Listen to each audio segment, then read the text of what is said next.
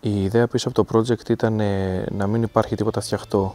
Αυτό που είχαμε συμφωνήσει και με τον Βασίλη ήταν να καταγράψουμε με απόλυτη ειλικρίνεια ένα live performance το οποίο θα αφηγείται το κομμάτι, τίποτα παραπάνω, ούτε να κολλήσουμε πλάνα στη μουσική, ούτε μουσική στα πλάνα. Αυτό το πετύχαμε και την ενέργεια, πράγμα που για ένα χώρο στον οποίο δεν υπάρχει ρεύμα, στον οποίο η ακουστική του δεν είναι και τόσο καλή, το να πετύχεις ένα αποτέλεσμα σαν γι' αυτό νομίζω ότι είναι επίτευγμα.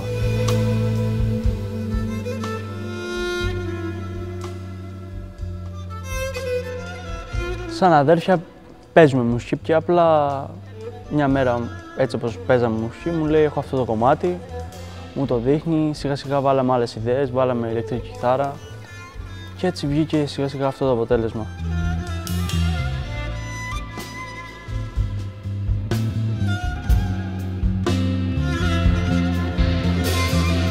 Με τον Βασίλη περισσότερο συζητήσαμε πάνω στον σχεδιασμό του project.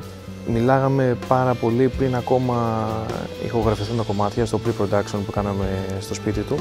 Επισκεφτήκαμε τους χώρους 2 φορές, προσπαθήσαμε να βρούμε τις αδυναμίες του χώρου, προσπαθήσαμε να εκμεταλλευτούμε το ό,τι είχε να μας δώσει αυτός ο χώρος.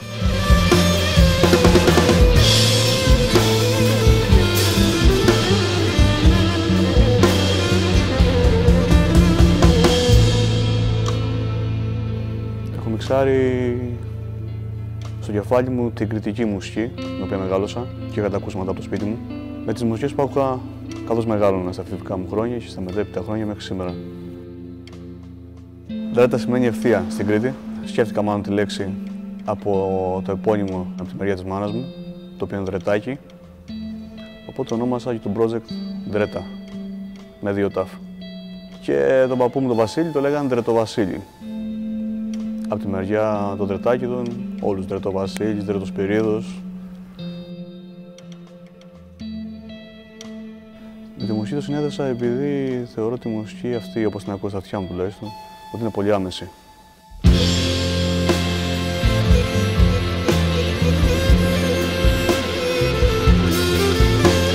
Έχω ακούσει κάποια κομμάτια μου, βάλε εκεί πέρα στο στούντιο και μου άρεσαν πάρα πολύ. Μ' αρέσει πάρα πολύ, το κάνει πάρα πολύ ωραία. Και παίζουν και τα παιδιά πάρα πολύ ωραία, όλοι. Και παίζει και ο Αποστόλης παίζει πάρα πολύ ωραία, αλλά και τα άλλα τα παιδιά, ο πιανίστας, άκουσα ένα πάρα πολύ ωραίο πιανίστα, κοντραμπάσο, το παιδί που έπαιξε τρομπέτα σε ένα κομμάτι.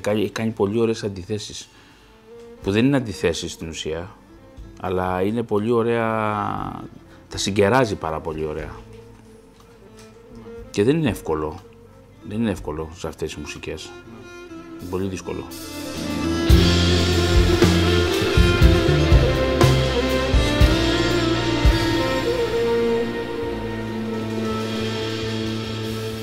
Είναι και αυτό το πράγμα που και εγώ θα χειροκροτούσα. Σου λέω, αν δεν κρατούσα τη λύρα εκείνη τη στιγμή και είχα το νου μου στον απόϊχο του τοξαριού, χειροκροτούσα, δεν υπήρχε περίπτωση. Και πάνω να ήμουν και από κάτω να ήμουν.